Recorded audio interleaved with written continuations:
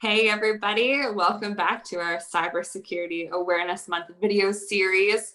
I'm Dawn Church, and as you can probably tell, we very sadly do not have Marissa Wayman today because unfortunately she is under the weather, which is a bummer. But I'm very excited because we have the amazing Brian Craig here today instead. Hey Brian. Hey. So Brian is here today to kind of help us with some tips and tricks and all of the treats that we like to have in these videos. But first of all, let's kind of recap what we've done so far. So this week, we've been talking a lot about the importance of preparing to be infected with malware. And for the wicked witches of the web to successfully steal our identities and use them as very fancy and convincing costumes to trick everyone else into giving up the keys to our organizations. Because unfortunately, sometimes hackers do make it past our best defenses. So to recap, we've talked about managed risk, we've talked about SOC as a service, and yesterday we talked about the magical time warp that is a solid backup. And as we've mentioned all throughout the series, and especially this week, the ultimate key to success is to have a predefined cybersecurity strategic plan, because event planner tip here, chaos is much more easily managed if you spend just a little bit of time making a contingency plan. So with all of that, the one thing that we really haven't touched on yet this week is the role of the zombies on the internet. And if this is your first time watching one of our Cybersecurity Awareness Month videos, zombies, in technical terms, are all of us everyday internet users like you and me and Marissa and, not Brian, but all of us who are not necessarily on the front lines of an IT department every single day. So we zombies on the internet are just, we're the weakest link in any cybersecurity plan because we're human. And as humans, we make mistakes and we have other things that are kind of on our minds because these other things are our focus. But if you remember from Zombies Week, brains are zombie power, and not, zombie food in the traditional sense of brains, but brains as in exercising our educational muscles. So we can change our absent-mindedness and behavior by beefing up our cybersecurity awareness. And in the case of today, we're going to do that by having more awareness around what to do when we suspect a threat or a funky virus. And you may be wondering, but wait, how would I even think to suspect that there's a threat in the first place?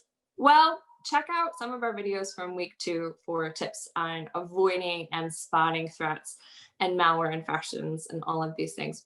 Brian's going to touch on that a little bit today, but for the most part, we're going to kind of focus on the Zombies Guide to Damage Control with some tips around what to do in the event that you suspect that something's gone wrong. So with that, Brian, what do you have for us today? What should we be doing?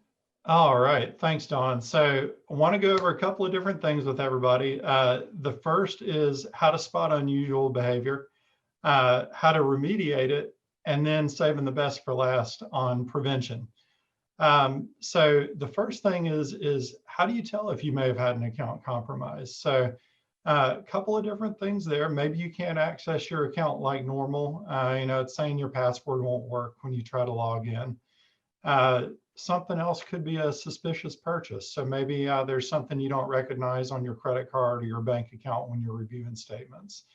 And then third is there are some services, G Suite does this, Office 365 does it, that will warn you when there's an unusual access attempt. So, maybe it's triggered by the computer that's logging in or the physical location or any number of different things that they take a look at on their end.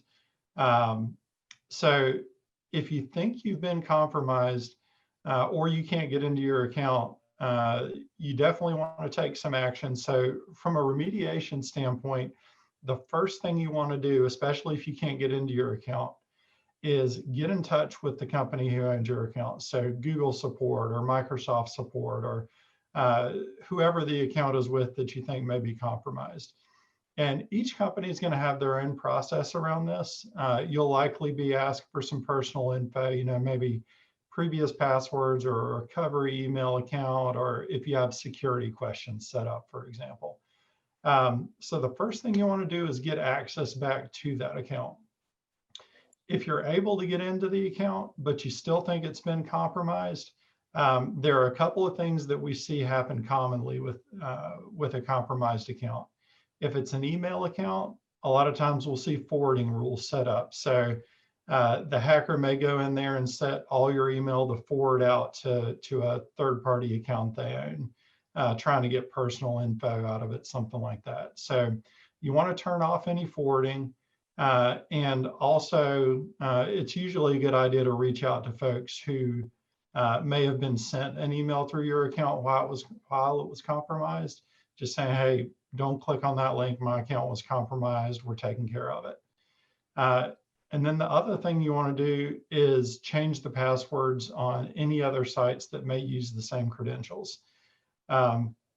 Unfortunately, a lot of us use the same passwords on different sites because it's an easy thing to do.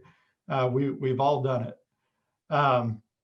So the best part of this is preventing an attack in the first place. So I've got 3 tips on that. The first thing you want to do is use complex passwords through a password manager. So there are a number of these out there. There's 1Password, LastPass, Dashlane. There are a ton of them. And essentially what they are little pieces of software that will generate and track unique passwords for each website you log into. So that makes sure they're complex, that they're long enough, they have enough variety. And it means you don't have to remember that 24-character random password that you typed in last week. So that's the first piece. The second one you want to do, and a password manager helps with this as well, is to use different passwords on every site. That way, if one of these sites gets compromised, whether it's through your machine or, hey, these providers get compromised occasionally too, that makes sure that it doesn't spread outside of that one account that's been compromised. And the third thing, and one of the most important ones, is to use two-factor authentication. So what two-factor authentication is it's exactly what it sounds like. 2 different ways that you authenticate to an account. Something like a password, and something you have like your cell phone. So some of these sites will send a text to your cell phone after you enter your password with a 6-digit code. Some of them you can generate the code from an app on your phone. And this keeps somebody that just has your password from a hack from getting into your account because they don't have that phone. So ideally, you'd be able to prevent all these attacks in the first place. But in the instance somebody gets in, this should help you know what to do for next steps to take care of it. Cool. Those are all really good things. And I will say, don't forget to, let your IT manager know that you suspect a problem. The faster that your IT person knows, and if we're your MSP, the faster that we know, the faster we can solve that issue, and the less damage that will likely happen as a result. So follow those steps, tell someone when there's an issue, and then join us tomorrow because we'll be back with more tomorrow. Brian will not, but you can always reach out to him. I'm sure he's super happy to help. So with that, I will see you tomorrow. Bye.